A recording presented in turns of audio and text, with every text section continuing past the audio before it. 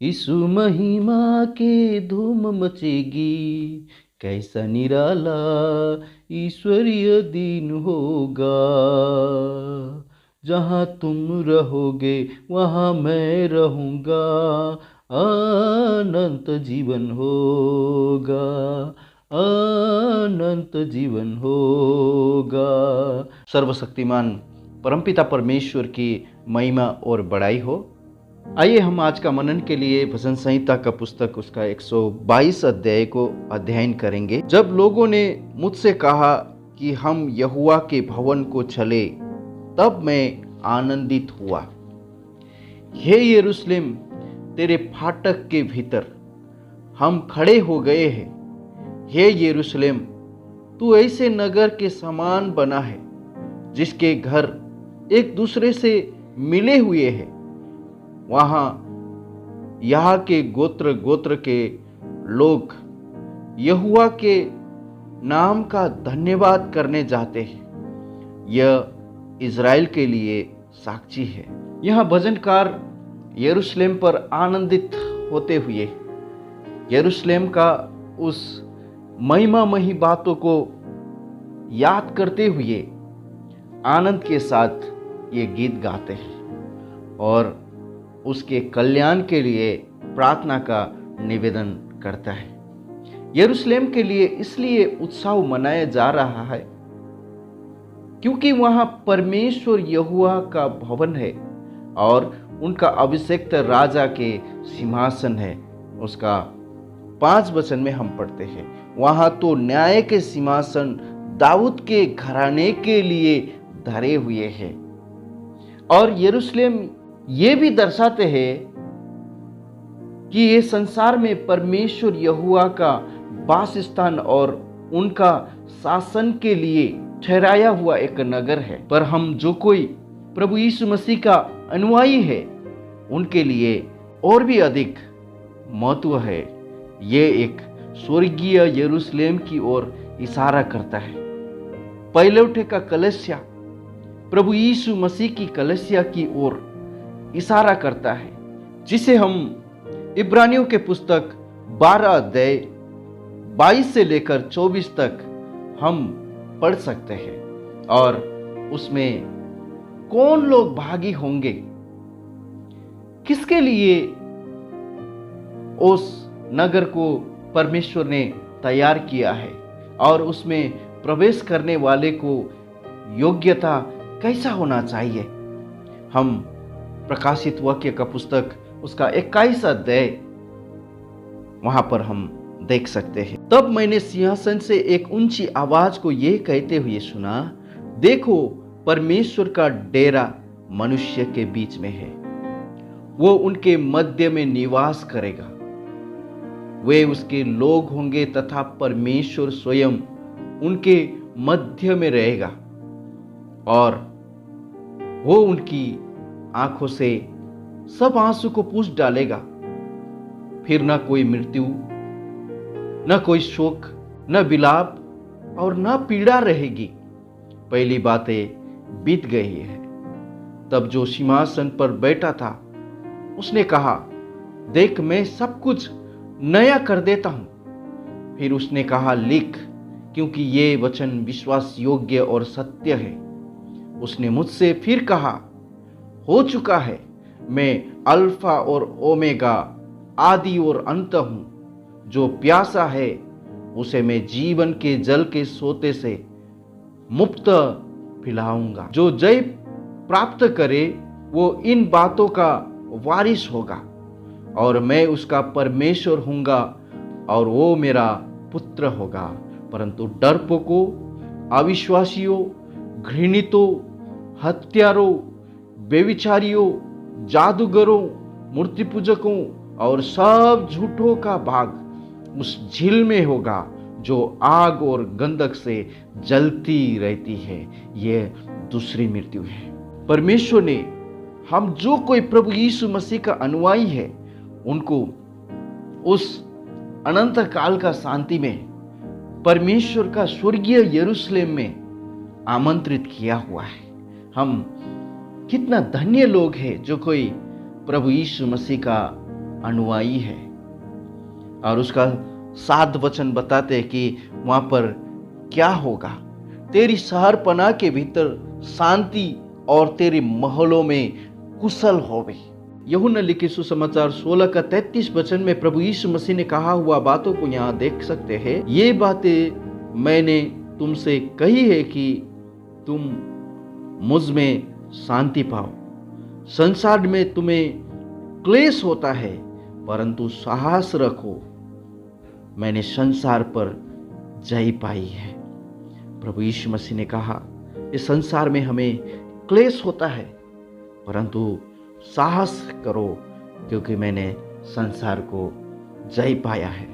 और इसी का 14 वचन में प्रभु यीशु मसीह ने कहा तुम्हारा मन व्याकुल ना हो, तुम परमेश्वर पर भरोसा रखते हो, मुझ पर भी भरोसा रखो।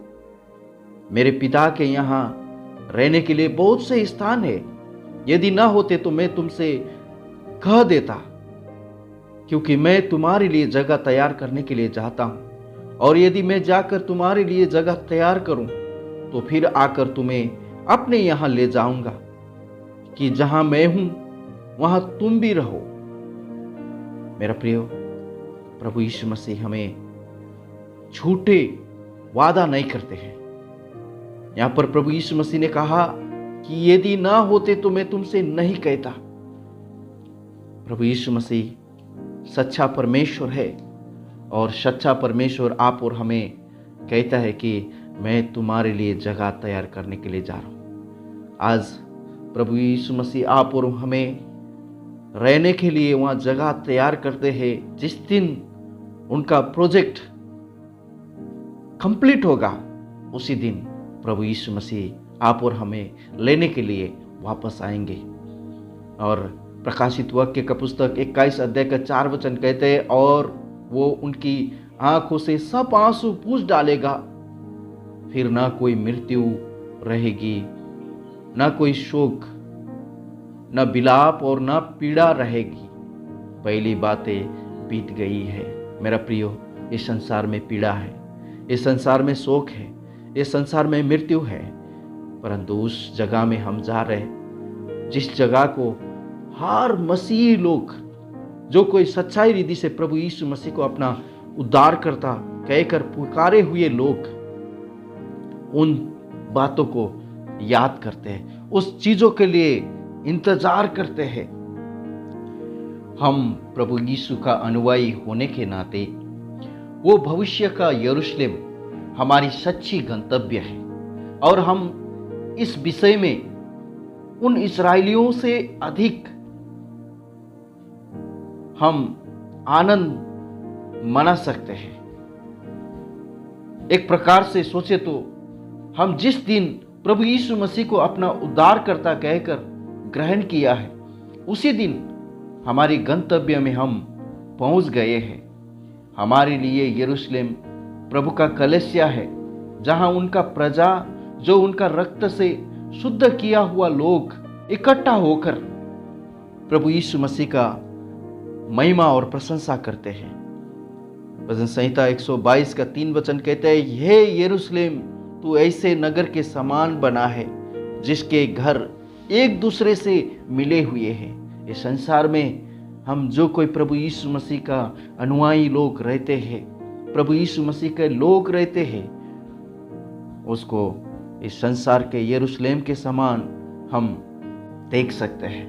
पहला पत्रुस का पत्री उसका 2 अध्याय का 4 और 5 वचन में प्रेरित पत्रुस ने इस प्रकार से कहता है, उसके पास आकर जिसे मनुष्य ने तो निकम्मा ठहराया, परंतु परमेश्वर के निकट चुना हुआ और बहुमूल्य जीविता पत्थर है, तुम भी आप ही जीवित पत्थरों के समान आत्मिक घर बनते जाते हो, जिससे याजकों का पवित्र समाज बनकर ऐसे आत्मिक बलिदान चढ़ाओ जो यीशु मसीह के द्वारा परमेश्वर को ग्रहण योग्य हो। मेरा प्रियो, हम इस संसार में रहते समय परमेश्वर ने हमको एक सेवा हमारे हाथ में सौंपी है। उस सेवा को हम निरंतरता से करते रहते हैं। हमारा अंतिम गंतव्य जो स्वर्गीय यरूशलेम को आशा लगाए हुए हम इस संसार में रहते हैं। और जिस प्रकार आयत 6 में है, भजनकार यरूशलेम की शांति के लिए प्रार्थना करते हैं, उससे अधिक हम प्रभु की कलीसिया की शांति के लिए प्रार्थना करना चाहिए। क्योंकि मसीहों को उनका गंतव्य तक पहुंचने के लिए रुकावट डालने में 3 शत्रु लगे हुए हैं। उनमें से सबसे बलवंत शत्रु है हमारी शरीर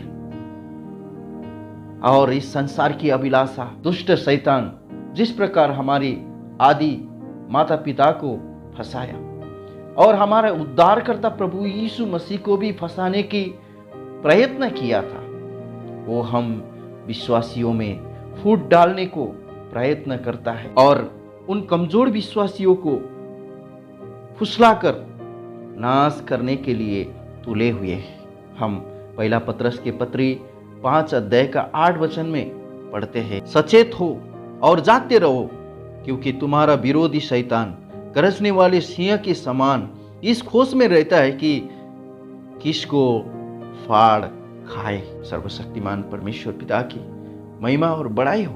आइए हम प्रभु परमेश्वर को धन्यवाद करते हैं। पिताजी, हम आपको धन्यवाद करते, स्तुति करते हैं प्रभु। भजन संग्रह 122 अध्याय के लिए हम आपको धन्यवाद करते हैं। सुनने वाले सभी विश्वासियों का जीवन में आप दया कीजिए प्रभु। इस सत्य को समझकर परमेश्वर ने हमें किस लिए चुना है, परमेश्वर ने हमें किस लिए बुलाया है, उस बुलाहट को समझकर आगे का समय आपके लिए एक विश्वस्त जन होकर कलीसिया में जुड़े रहने के लिए प्रभु आप सहायता कीजिए। परमेश्वर पिता, हमने भजन संहिता 122 अध्याय में हमने पढ़ा, जब लोगों ने मुझसे कहा कि हम यहोवा को भवन को चले, तब मैं आनंदित हुआ। प्रभु परमेश्वर, आज भटके हुए उन लोगों को भी प्रभु ये आनंद में प्रवेश करने के लिए पिता सहायता कीजिए। हमारा ये प्रार्थना उद्धारकर्ता प्रभु यीशु मसीह के नाम से मांगते हैं, सुनिए और ग्रहण कीजिए पिता। आमीन। May God bless you all.